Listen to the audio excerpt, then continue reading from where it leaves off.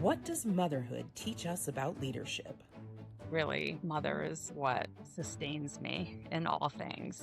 And I think that it's more important or as important as any executive or C-suite or any type of professional role that we have. It's the chief anything role, probably the chief integrator. And when I think about motherhood, it's holding the big picture while you're also holding 1,000 small details. Welcome to Motherhood Advantage, the podcast exploring leadership intelligence developed through motherhood. For decades, we've heard about the motherhood penalty, but what about the motherhood advantage? In each episode, we talk with one extraordinary mother about how caregiving shapes the way they think, decide, and lead, because motherhood is leadership. Hello. I'm Dr. Laura Marie Rivera, and this is Motherhood Advantage. I'm so excited to welcome our guest today, Amy Miner-Fletcher. She is a mom of two living in Massachusetts, and she is an executive leadership coach.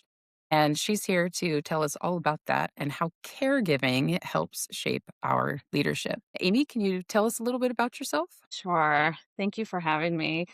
I am an executive and leadership coach that focuses on executives who have caregiving responsibilities. And I am a mom of two sons who are grown now. So I had to stop calling them my boys. They are 20 and 22. Amazing. My first two kids are close in age as well. And that was fun in so many ways and challenging in so many ways. If we hop right in, what comes to mind when you think of mother? How do you describe it? How does it feel? What does that mean to you? Such a powerful word. And when I think of mother, of course, I think of my own mother. And I also think of my role as a mother as the best and most important role that I've ever had. So we oftentimes introduce ourselves, and I do it too, by our profession, but really, mother is what sustains me in all things. And I think that it's more important or as important as any executive or C-suite or any type of professional role that we have. It's the chief anything role, probably the chief integrator. And I think that when I think about motherhood, it's holding the big picture while you're also holding 1,000 small details that probably no one else is thinking about. I used to tell the people that I would hire that it was the hardest job that you'll ever love. But when it comes to motherhood, I'm not really sure that it's a job. I think it's just who I am now. It's before I was a professional, before I was a mom, I was, a person. And now when I think of who I am, the first thing that comes to mind is I'm a mother. Hopefully, in addition to being a good human and hopefully also a good partner and daughter and in the other roles that I play. And I think the other role or thing that comes to mind is just being a team player because I will say I give a ton of credit to my partner, my husband. I certainly couldn't do all of the things as a working mother that I was able to do without him. And I have unending admiration for single moms and single parents. Regardless of what kind of mothering you're doing, you need some kind of team. So you have to be a team player. Absolutely. And I like what you said about not being a job, but more of a identity. And I definitely agree with that. So part of our research is not only like job, but sort of those skills and experiences that we gain as a mother and how those kind of transfer into the paid workplace. And you mentioned chief everything. And I think about that a lot of all the things that we do, but you mentioned specifically as an integrator. What do you mean by that? And where do you see it showing up? Sure. I think because it's chief everything, you're always looking at what's coming your way and how to integrate that into your world. So if it's something that's coming from the work side of your life, you have to figure out where that fits. If it's something that is, a sick child or a doctor's appointment or something that has to get into your schedule in some way, you've got to figure out how to integrate all of those things. And as a mom, you're the home base, the protector, especially when your kids are young. They're completely dependent upon you. You're the one who's problem solving everything until they can do it themselves. The cheerleader, the organizer, the teacher. One of the positive intelligence terms I love is that you get to be a fascinated anthropologist because you're learning about your child, or when you're learning about yourself or you're learning about your work, you are doing all of those things. And you're Yes. an advocate, role model, you're everything. Everything that you've ever done before factors into being a mom, and things that you haven't done yet, I think, because you're always developing new skills. That is so true. And I love the title that I am now going to carry as a fascinated anthropologist. That is something that we've come across a lot is the research that moms do every day. And maybe we don't call it research all of the time, but certainly all of the things that we need to investigate and notice and record and w- adapt or include into our schedules. And it is a very important thing, those powers of observation. Yes, fascinated anthropologist. I am keeping that. And what are some of the tasks and responsibilities that you might carry as a mother? You talked a little bit again about that noticing and the things that we integrate into the motherhood role, but what other things do you do as a mom? Yeah. Well, now I worry a lot. Well, I probably always did that. But coordinating schedules, I mean, not so much because my children are older. When they were younger, starting off with feeding them and getting them bathed and clothed and ready for their childcare provider, taking them to different places, helping them with homework, helping them with just learning things, reading to them. So just every stage has some kind of hands-on tasks until they're able to do those things themselves. So I think as a bird launcher, since I am trying to not use the term empty nester. It's more now of being a resource for them and a support and being available when they need not just a ride home from college or money for something, is helping them be that sounding board. So a lot of the skills really that I use in my work as a coach too, just listening and being there for them unconditionally. That sounds wonderful.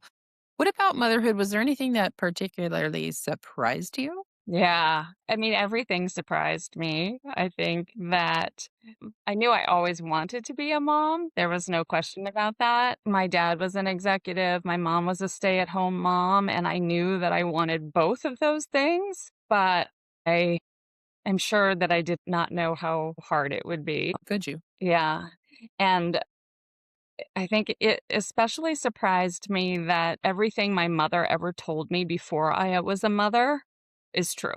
I know. Don't we all deserve a call to our moms? Like, man, you were right, mom. All those Right. little things and all those little ways we can Right. see our parents showing up in our own actions and things. Yes. But you'll understand when you're a mother, which now I say to my sons, when you become a parent, you will understand Hmm. the worry, the pride, the joy. My sons, they laugh at me because I am emotional and I will cry for most anything. If there's a movie, if it's something happy, if it's something sad. And so they look at me sometimes and say, Mom's crying again. But and so I think the biggest surprise for me, probably about being a mom, was the overwhelming love that you feel and just how much that impacts everything, whether it's exciting or pride or worry or sadness or whatnot. It's just that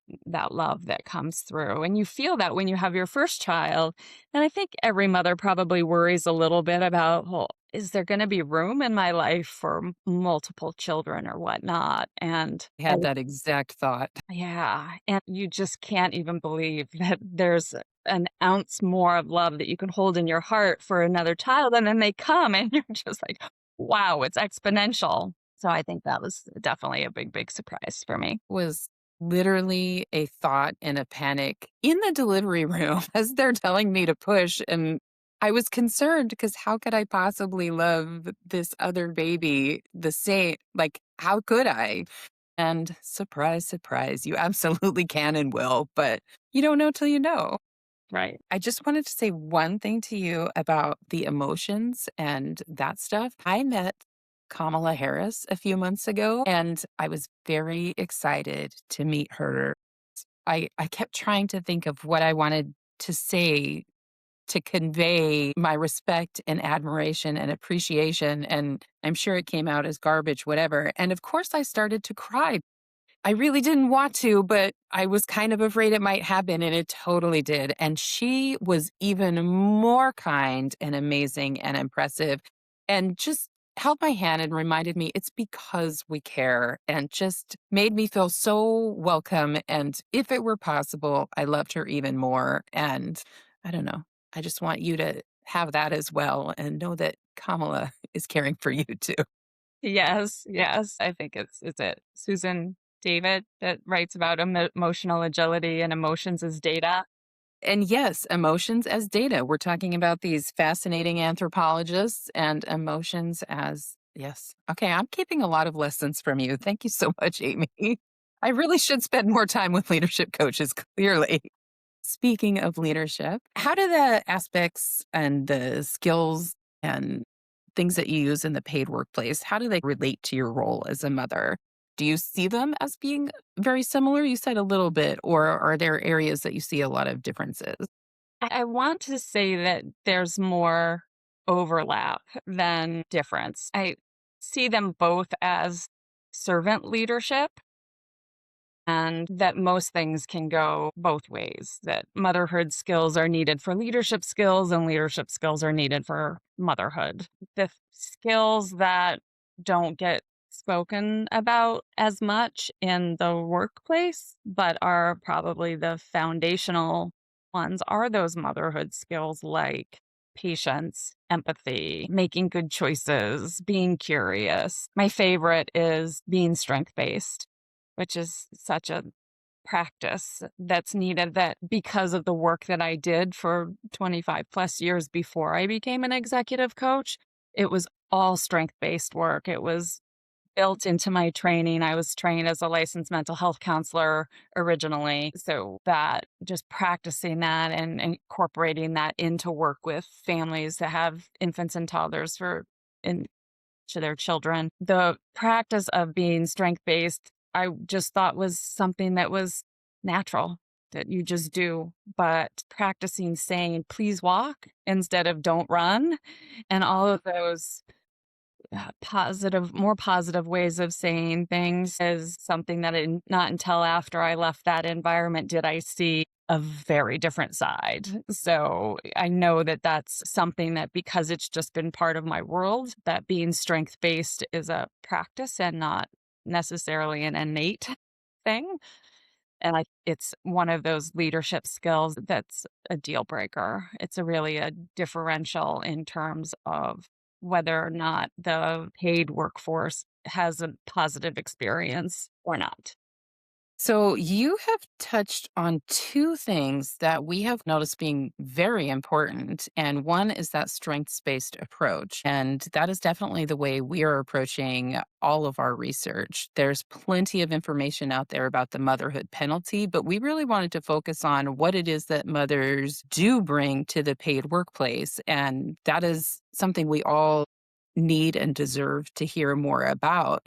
And the other thing you mentioned was talking about those soft skills that often go unnoticed and are kind of just expected. And there's a lot of the motherhood roles, responsibilities, skill set, even that is expected and goes kind of unnoticed, starting with growing an entire human from scratch to caring for them 24/7 and all of the other things that are just a given that moms do and will accomplish outside of everything else. It's just unmentioned that you will feed and care for and keep that child alive. And those are actually big, important things. And we don't even say them. So, could you say a little bit more about some of those skills that maybe go unnoticed, but are very necessary in the paid workplace? Sure. Yes. And I think I said before that it's everything you've ever done that factors in,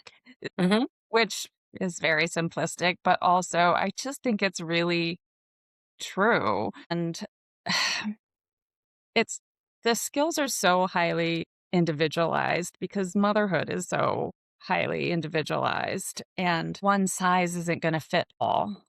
So, figuring out which of those skills that you need to use within the workplace or as a mother is it's situational, it's contextual. Hmm. It requires the discernment of who it is that you're working with.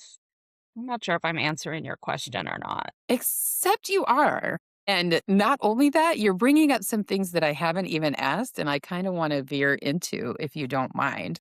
Because Okay. you have already mentioned servant leadership, and you're just talking about situational awareness. And when we did our original doctoral research, we decided to focus on four leadership existing theories. And the truth is, I feel that we could have drawn parallels between every single one of them. And because we wanted to actually complete this dissertation, we were advised to narrow that list down. And we did. But two that weren't specifically mentioned were servant leadership and situational awareness. I think that choosing the leadership style that you use is very I think that they're the situational or the context within which you're in helps you decide what's best. If you're walking into an environment that's chaos, you can't necessarily just sit back and let people come to you or, tell you what they need. You have to be assertive and give guidance and direction. So the maturity of the team and the function of the team and who's on the team is all factoring into that. But I like the idea of the servant leadership in motherhood because it's the same with kids. You guide them and you direct them when they need it. And you step back and observe and watch when they don't. And that shapes them. So when you think about the toddler who is learning how to walk and is falling down every other minute, banging their head on the corner of the TV stand, like my oldest did on the day that my youngest was born, with a scar still to prove it. They're looking back to you to see how you're going to react to that. So whether it's in the paid workforce or as a mother, how you're responding to them and whether you're being there as a support or you're guiding it and directing is going to depend on what stage the child is in or what stage the team is in. So I think those are the sort of the parallels and why I think that style of leadership is the one that I think about the most. I think that's very true. Thank you. Speaking of styles and whatnot, when I think of the transformation and the adaptability and all of those things, can you think of a time of growth, either in your home or in your paid workplace, and like how you got there and what lessons you learned and whether or not they may transfer to the other setting? Yes, so many examples. So many. Right. Every day, maybe this morning, what happened? Well, the thing that popped into my head just immediately was speaking with an office for my son who's 20, a doctor appointment he needs to clear him to get his wisdom teeth out next month. And he's 20, so he could do that. And he's in college. And my tendency is to want to be in the know, to want to be involved, to want to, hear firsthand. And so that's an example of where in the paid workforce, when do you delegate? When do you step back? When do you let someone else handle it because you don't need to? So that's what immediately popped into my mind just because I was on the phone right before we started this. But I also think that you can't be good at everything and you have to apply what's needed in each situation and you might mess it up. But you have to try different things to see what works. That reminds me of something that I stole from my sister because she had her son before I had kids. And she used to have this strategy with my nephew of one finger touch. And that meant that wherever they were, if they walked into a china shop, he was able to touch anything that he wanted as long as it was only with one finger. So that raises a lot of anxiety, I think, for probably someone with a 2-year-old in a china shop. But the idea was the permission to try and the permission to explore and to see what works. I don't know if she ever had anything broken, but I didn't take them to china shops, though, I will say. But just the idea of that strength-based and telling kids what they can do, telling your employees what they can do versus what they can't do helps them be willing to try anything. Or as my boys' kindergarten teachers used to say when they were trying snacks in kindergarten, it was 1 to try and 2 to taste. You to take the bite first and then to taste it. So I think those are our mother skills or mother strategies or leadership things that all can be applied to how we approach leadership situations. Absolutely. Absolutely. And because you're a leadership coach, I do have an additional question. Tell me more about your business and what you do, how you do it, and keeping that mother lens in mind, how they relate. Sure. My business is Amplify Your Journey, and the Amplify came about because I wanted to incorporate my initials, which are AMF.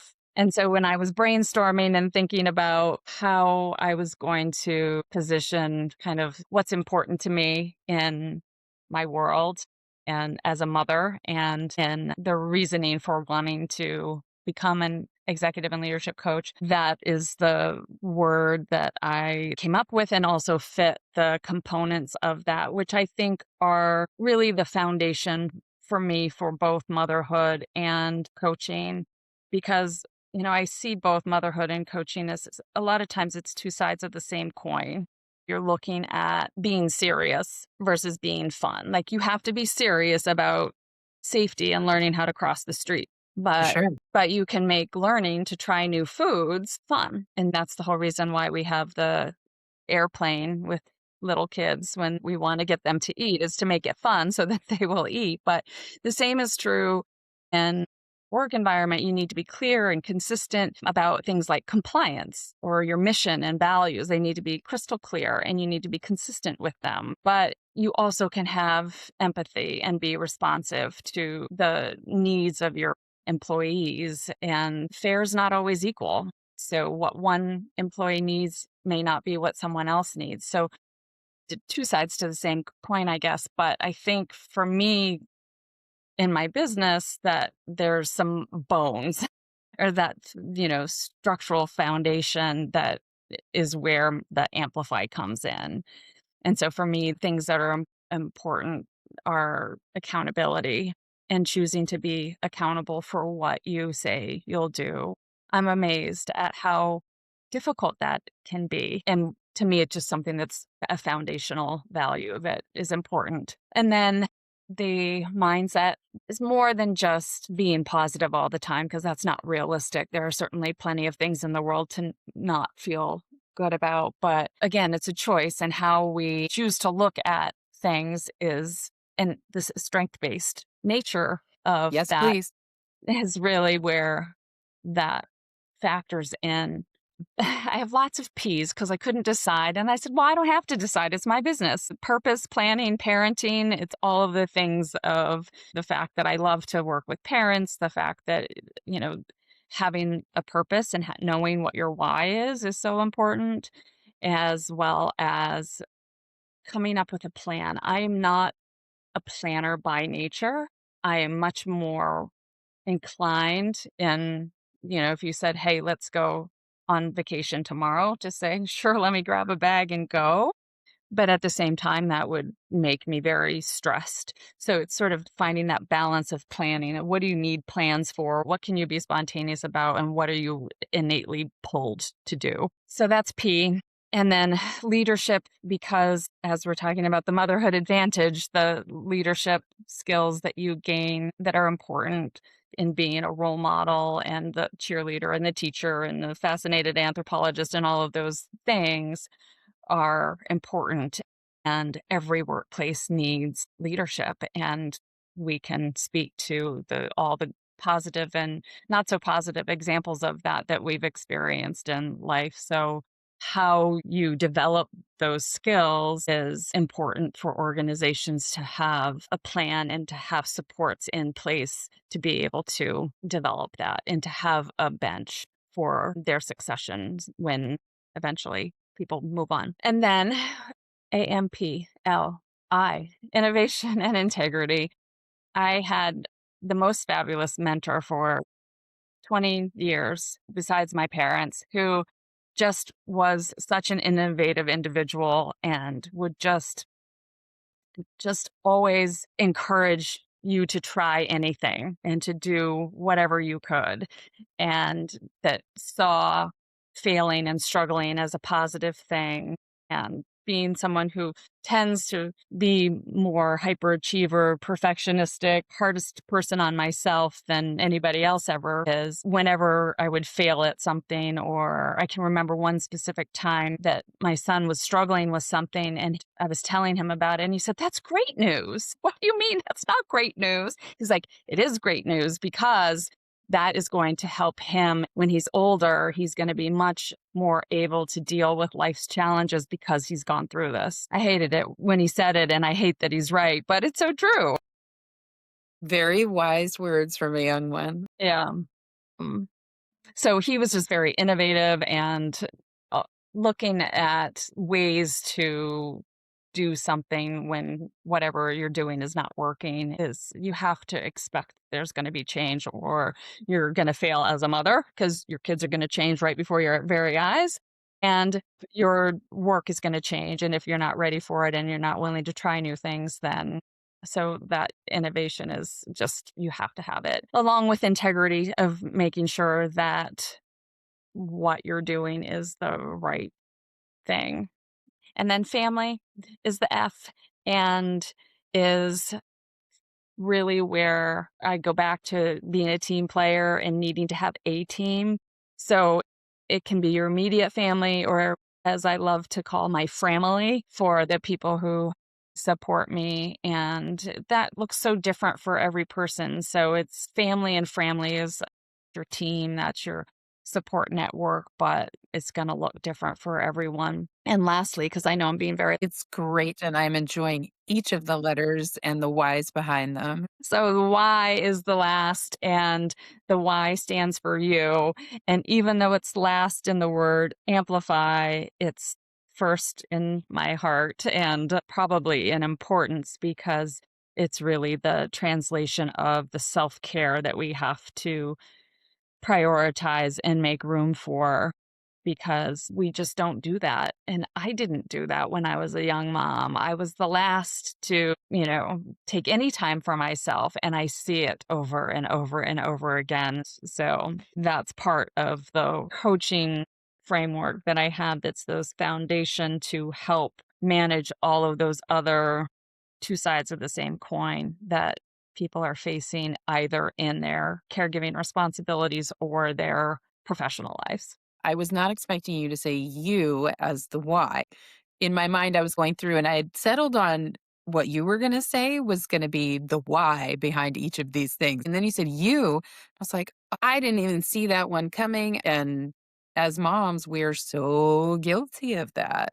And I just spoke with a mother who was talking about self care and reframing it as family care because it's not for you all the time. It is to help you show up better as yourself and in all of those places. And just changing the title and the feeling behind it helps a lot of mothers then maybe embrace it more. I just love all these little bits that I'm hearing and learning, and I find them helpful, and I hope that other people do too. I will reluctantly admit that it took me 15 years to go away without my kids. And Mm, mostly that was because I enjoyed them and the family vacations.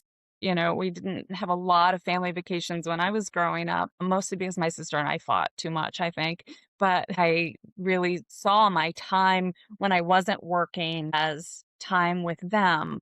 But 15 years is a little extreme for not Agreed. being willing to take that time for myself and my husband and whatnot. So fortunately, he still seems to like me. Great. Self care is important, and the why that I love that idea of it being family care. And I tuck the Y and the P under purpose. Excellent. I love it all. And as you run your own business, and you mentioned before some of the other things that you had done. How did you know or decide it was time to go out on your own? And do you have advice for other women that might be thinking something like this? Or what do you know? What did you learn? How did it work? Yeah.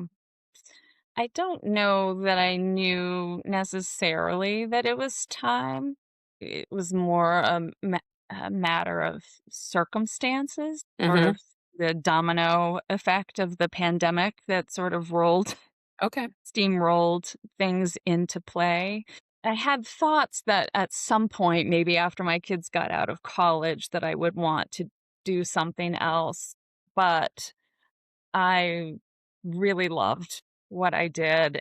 And that was something I had heard motivational speakers say 25, 30 years ago now is that you need to love what you do or do something else. And so there was part of me that felt like, well, when you love what you do, why would I do something else? But part of me that felt like maybe there's something else I'd like to do. And let me start thinking about that. And then the pandemic came and the company I was working for was not only impacted by the pandemic, but also was going through a transition and a merger and restructuring and whatnot. And so that's when I really started to think about what I wanted to be when I grew up. I'm still thinking about that one. Right, right. I think that I don't know that you're ever fully ready, but when I saw a different side of the workforce that was not as strength based as I was used to, and coupled with, and this here's where the caregiving for other loved ones comes into play for me, is that my dad he retired in 2015 and was diagnosed with Lewy body dementia and then later Parkinson's. And so he had worked so hard his whole entire life for 45 years and just really, I hate to say robbed of his retirement, but he really just didn't have the opportunity to do all of those things that, you envision doing when you retire. And I had a big job, I had young kids, he lived in another state. So it was really hard to be able to see him as much as I wanted to see him and still do everything I needed to as a working mom. And then when the pandemic hit, and then I couldn't see him for a couple of years because he was in a memory care facility, that rocked my world. And my mom lives in another state too. And so when I thought about what I wanted to be when I grow up, I thought, I want to do something that's going to help people with the same things that I struggled with as a mom and also as a caregiver from afar and just dealing with loved one that's going through such a tremendous life change. Being able to do that, I mean, the virtual world makes that a lot easier, but being able to be in a profession where I can be there for my mom at some point when she needs me and for my kids if they need me.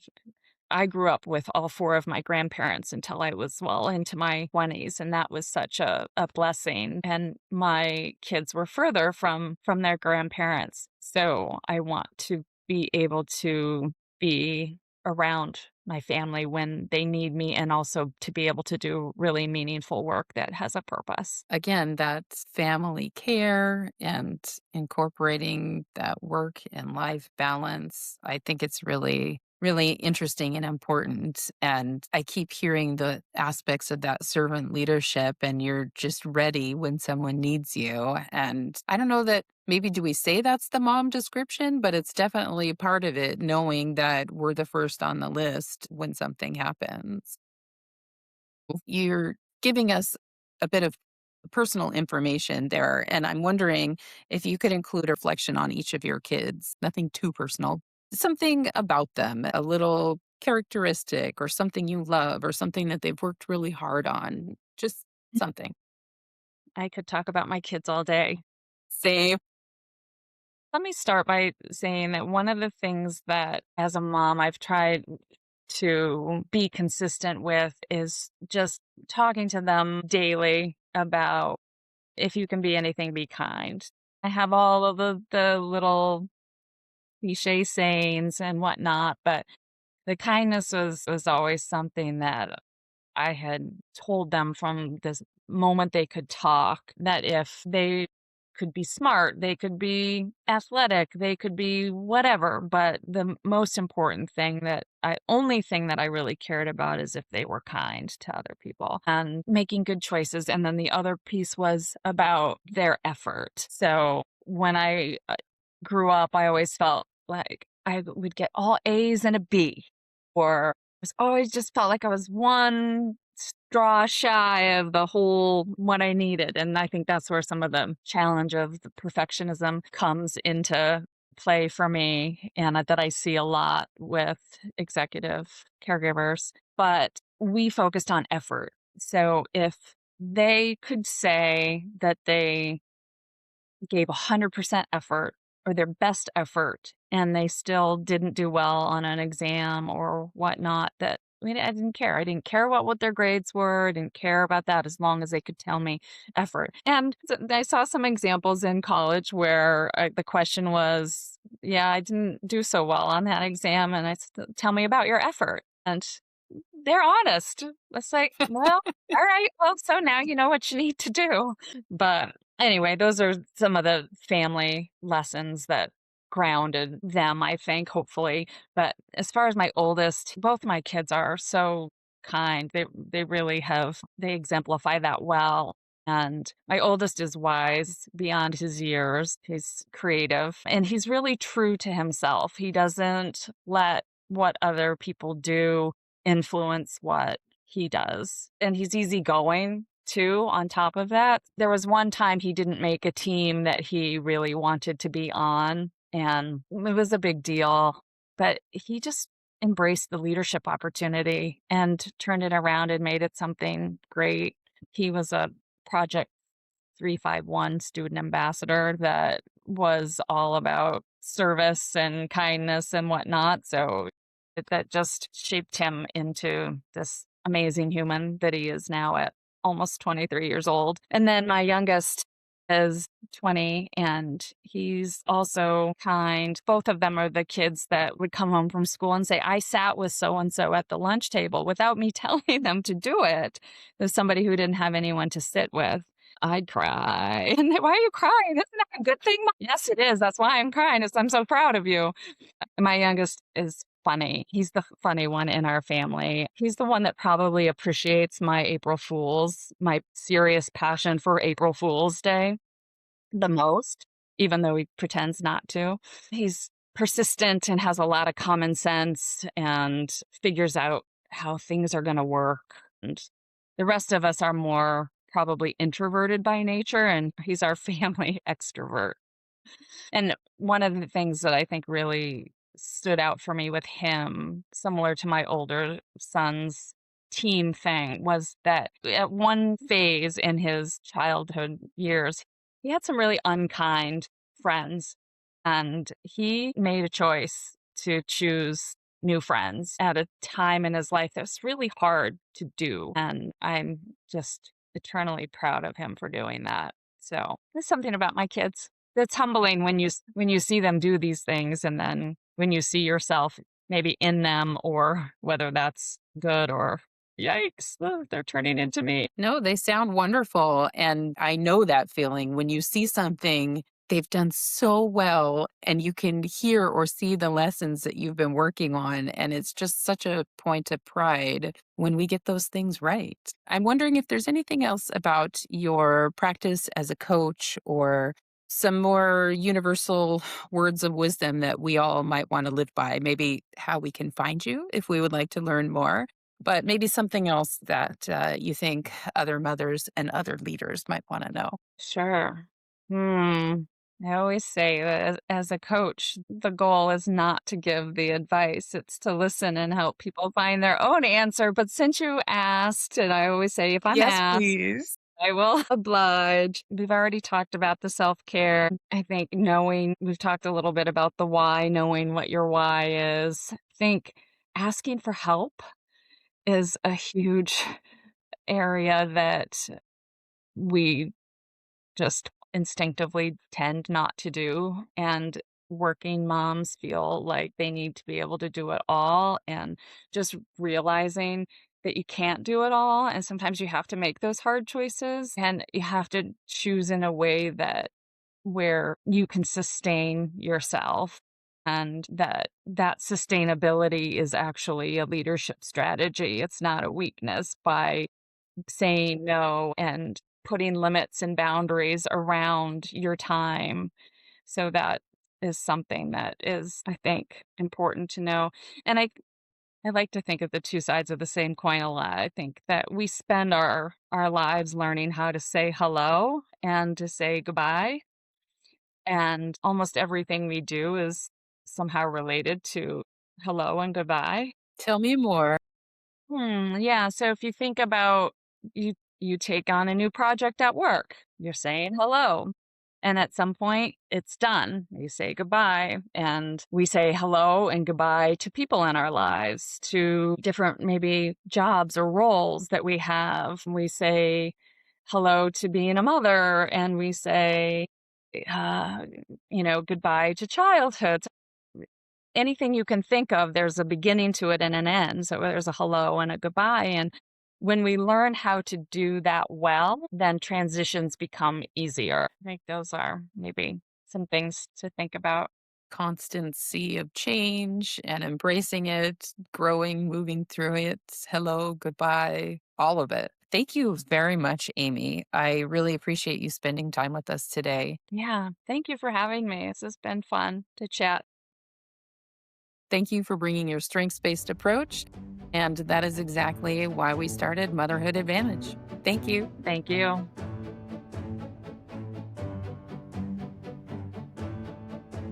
Motherhood Advantage is based on the idea that if mothers are trusted to nurture, protect, and shape the next generation, their expertise should be recognized everywhere leadership matters.